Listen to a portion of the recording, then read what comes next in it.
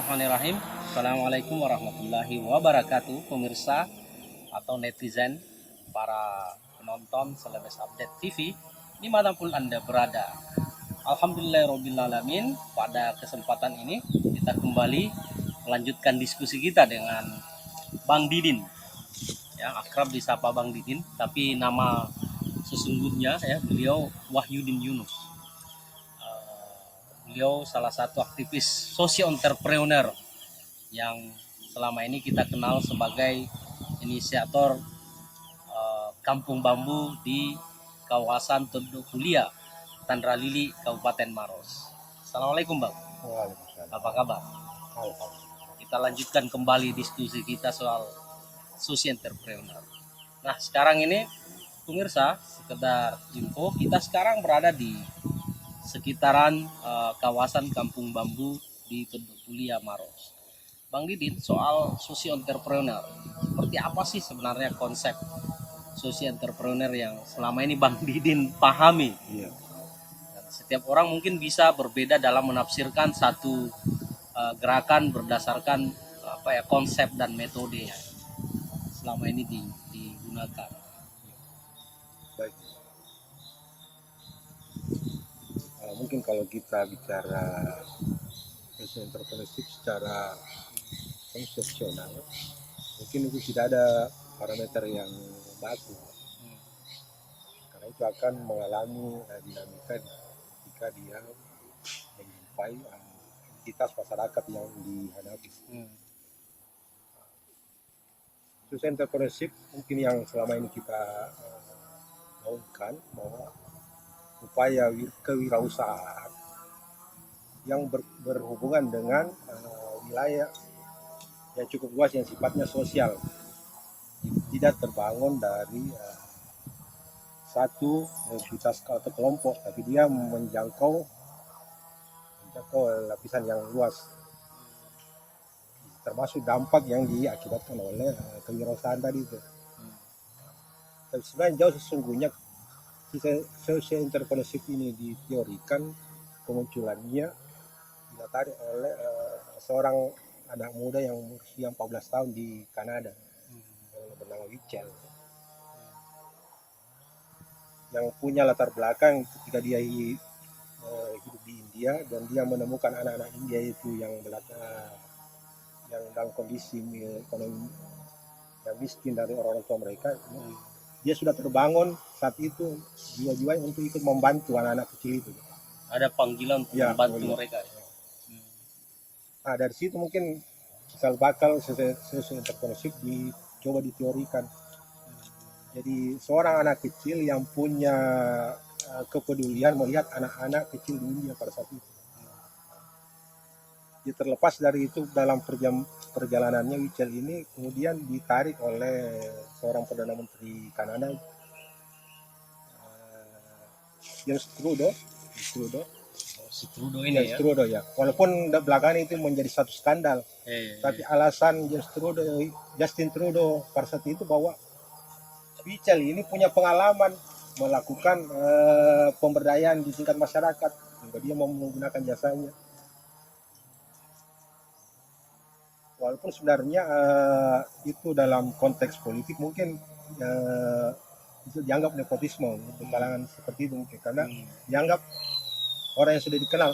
Tapi sesungguhnya Justin Trudeau beranggapan ini ada anak yang punya pengalaman menjalankan program-program yang dijalankan oleh pemerintah Kanada dalam usaha entrepreneurship tadi, mengembangkan entrepreneurship di Kanada tadi.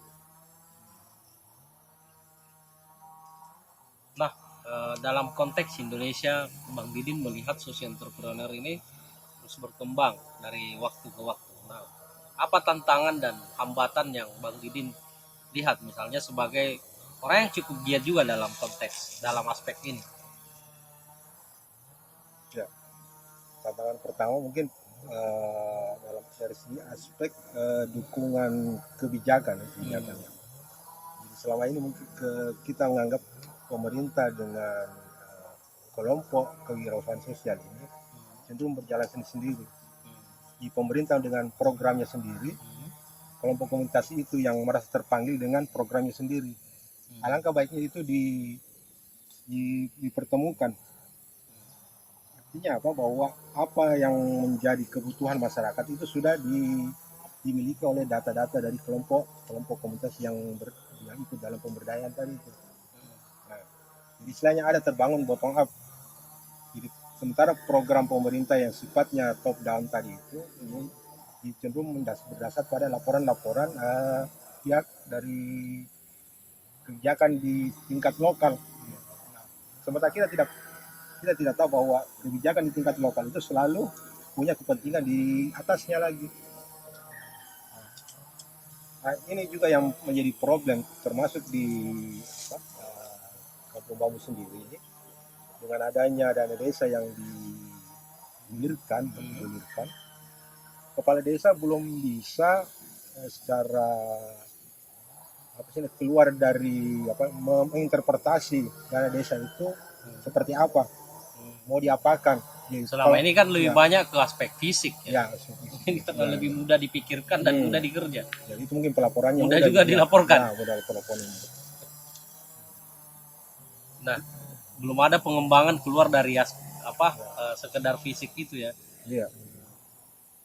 Jadi pendekatan program yang sifatnya sumber daya manusia itu belum disentuh. Aspek itu. Sementara peningkatan SDM sesungguhnya itu berkorelasi untuk peningkatan sumber daya ekonomi, peningkatan ekonomi warga. Ya, peningkatan ekonomi itu memiliki pengaruh terhadap pembangunan indeks manusia pembangunan indeks manusia. Padahal kan daerah kawasannya Bang Didin ini Kabupaten Maros kan mungkin termasuk salah satu daerah yang middle ya dalam kalau dilihat indeks pembangunan manusia yang dikeluarkan oleh Badan Statistik. Kayaknya di bawah middle kayaknya daerah ini. Kalau misalnya begini ya, saya mengharapkan dari pemerintah desa bisa menganggarkan pelatihan bagi warga setempat dalam peningkatan skill kerajinan bambu itu sendiri. Contoh seperti itu misalnya. Jadi tanpa maksudnya mengganggu ini dari segi SDM ini ya. Jadi lah maksudnya difasilitasi dalam bentuk training atau pelatihan semacamnya bagi warga untuk membuat kerajinan dari bambu tadi. Nanti belakangan dia bisa mensupport lagi mesin yang bisa mendukung itu untuk mendukung kerajinan tangan tadi dengan alat pemotong misalnya. Itu yang mungkin harapan kami sebenarnya dari kebijakan yang di tingkat lokal ini kepala desa. Nah, Bang Didin saya lihat termasuk orang yang selalu saya selalu melihat Bang Didin ini termasuk orang yang penuh rasa curiga terhadap gerakan-gerakan social entrepreneur yang di situ ada funding misalnya. Selalu melihat di situ ada kepentingan dalam konteks yang lebih luas, kepentingan global atau si pendonor misalnya. Dalam kacamata Bang Didin bagaimana itu? Ya, saya melihat dari ada dua sisi nih. Curiga sekali ke kuliah. Ya. terlalu waspada begitu. Dari kacamata pihak yang menyalurkan CSR itu khususnya. Melihat ada istilahnya terbangun citra bahwa perusahaan ini ikut membantu dalam proses pemberdayaan di tingkat lokal. Itu loh kepentingan mereka. Jadi kepentingan kita sebenarnya cukup dianu juga bahwa dengan adanya itu bisa bersinergi dengan masyarakat dengan lewat program itu. Dan kita tidak bisa pungkiri juga bahwa pihak yang memberikan bantuan dalam lewat CSR ini kita tidak bisa pungkiri jangan sampai nanti bertabrakan dengan idealisme yang kita coba bangun. Misalnya kita mencoba untuk menyelamatkan lingkungan, klop dengan perusahaan yang tidak merusak lingkungan. Jadi apakah dia misalnya tetap memberikan ruang publik bagi warga untuk mengelola tanah hak tanah yang menjadi hak mereka tanpa dirampas oleh pihak ini pihak perusahaan yang punya kepentingan untuk menguasai suatu lahan tertentu. Jadi istilahnya dia mencoba berdamai lewat muatan program tadi itu. Iya. Itu coba harus dipulihkan dulu itu dia. Ya mungkin juga ya memang ya wajar-wajar saja karena memang kan CSR salah satu tujuan dibuat pemerintah mendorong agar setiap perusahaan menyisihkan anggaran mereka untuk CSR itu kan karena memang perusahaan kan dianggap memang banyak mengeksploitasi dari alam dan mengeksploitasi alam dan memiliki dampak secara langsung maupun tidak langsung terhadap manusia di sekitarnya. Dan mungkin itu upaya membangun keseimbangan antara di sisi lain logika eksploitatif perusahaan-perusahaan yang berorientasi pada ekonomi dan di sisi lain juga mungkin masyarakat di sekitarnya harus dilindungi sehingga ya mungkin CSR itu hadir salah satunya. Bang Didin melihat itu selama ini misalnya CSR dari perusahaan-perusahaan sejauh mana perannya dalam mendorong gerakan-gerakan social entrepreneur seperti ini. Misalnya taruhlah di Sulawesi Selatan. Jadi ini juga sebenarnya berkaitan dengan seberapa besar minat berlaku kewirausahaan sosial untuk mendapatkan dana CSR itu. Karena itu butuh perjuangan, jadi pengalaman yang berkiprah di masyarakat cukup menyita waktu, menyita energi untuk mendapatkan dana CSR itu. Jadi sesungguhnya sebenarnya pertimbangan etis dan moral sebenarnya termasuk kepentingan menyelamatkan siklus alam ini sesungguhnya adalah bagaimana manusia ini bisa terjaga dari ketersediaan air sehingga tidak terjadi krisis air pada saat kemarau. Kemudian apakah itu berimplikasi pada perubahan iklim karena berkaitan dengan sumber mata pencarian petani di tingkat petani yang menanam padi sawah, kemudian menanam sayuran. Jadi itu yang sebenarnya harus dibuka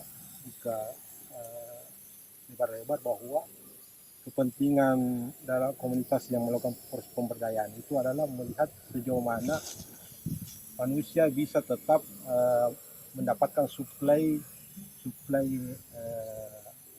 bahan pangan yang ada di sekitarnya sehingga dia tidak terancam dari sisi ketika ekonomi nanti mungkin tidak berjalan normal, mungkin mereka bisa survive dengan kondisi alam. Nah, Bang Didin misalnya taruhlah misalnya tantangan misalnya pada aspek pemerintahnya tadi ya, bagaimana dari aspek masyarakat melihat misalnya masyarakat kita di Sulawesi Selatan termasuk misalnya di tempat Bang Didin, gimana sih respon mereka terhadap kegiatan-kegiatan yang berorientasi pada peningkatan pertumbuhan ekonomi di daerah mereka ini seperti gerakan Kampung Bambu ini. Ya, ini juga menjadi problem di tingkat pelaku kewirausahaan sosial ketika meyakinkan warga. Itu terjadi ketika interaksi di masyarakat selalu mengalami kegalauan. Jadi di satu sisi juga masyarakat menganggap bahwa kita datang ini memberikan sesuatu seperti menggelontorkan dana yang sedemikian besar dalam pandangan mereka. Sementara kita ini hanya membawa modal skill saja, membawa modal pengetahuan untuk kita combine dengan pengetahuan lokal yang ada di masyarakat. Politik hari ini sampai ke tingkat lokal itu menjadi satu problem tersendiri ketika pemilihan di tingkat desa itu secara langsung sudah membuat faksi-faksi di tingkat masyarakat. Jadi maksudnya Bang Didin ini apa ya, kegiatan elektoral ya, Ya, sampai di level desa ini ya, ternyata juga memiliki dampak terhadap apa ya, segregasi ya, ya, segregasi sosial di ya. Jadi level kan masyarakat ketika paling kita bawah ya. ketemu toko, salah satu toko mungkin dia tidak punya irisan dengan pemangku kepentingan Dan pragmatis ya, dan pragmatis mendorong. akibat dari politik transaksional tadi. Iya. Ya, menarik ya, pembahasan kita. Sebenarnya masih banyak yang bisa diulas dari apa konsep tentang social entrepreneur ini ya. Terutama dari aspek mungkin konsep atau gerakan-gerakan social entrepreneur yang sudah dilakukan oleh aktivis lainnya di luar ya, mungkin bisa dibandingkan. Misalnya tentu setiap daerah memiliki tantangan dan karakteristik masyarakatnya juga berbeda, sehingga tantangan juga bisa berbeda ya. Saya kira demikian ya bincang-bincang kita pada kesempatan ini. Bang Didin, ada closing statement atau pesan kepada netizen? Jadi untuk ke depan kewirausahaan sosial harus membuat satu prototipe yang berbasis lokal dan memiliki kekuatan branding. Itulah yang bisa membuat kewirausahaan sosial bisa eksis untuk ke depan. Era disruption ini juga berpengaruh ya, munculnya apa, bergesernya apa, ruang sosial, munculnya ruang sosial baru di platform media internet ini. Ya, itu juga ya, berpengaruh ya. kekuatan media sosial cukup mensupport dengan adanya Soal branding tadi itu ya. Nah mungkin ini Bang Didi, tambahan soal apa kegiatan-kegiatan Kampung Bambu dalam waktu dekat yang akan dilakukan, apa agenda-agenda ya? Dalam waktu dekat mungkin yang terdekat ini momen Hari Kemerdekaan 17 Agustus. Kita mencoba untuk melakukan kegiatan Festival Republik Bambu yang pernah kita lakukan di tahun 2019. Kita coba lagi untuk mengembalikan spirit warga, semangat warga dengan kelucuan pasca pandemi tadi. Karena Kampung Bambu juga selama pandemi itu ya apa praktis istirahat juga ya. Iya. Selama pandemi. Setelah kita mau keluar dari menjalani new normal dengan kondisi yang terbaru. Begitu ya. Jadi ini apa beberapa agenda akan dilakukan dalam waktu dekat dalam rangka mengisi era new normal. Demikian, terima kasih netizen dimanapun Anda berada. Saya Abdul Khalid Bibi. Saya Wajib Yunus. Terima kasih atas perhatiannya. Jangan lupa like, share, dan subscribe channel kita ini, subscriber. Terima kasih. Walau alam bisawab ya, atas kelebihan dan kekurangannya mohon dimaafkan. Wassalamualaikum warahmatullahi wabarakatuh. Lumayan, lama dari yang kayak mengalir di kula sih.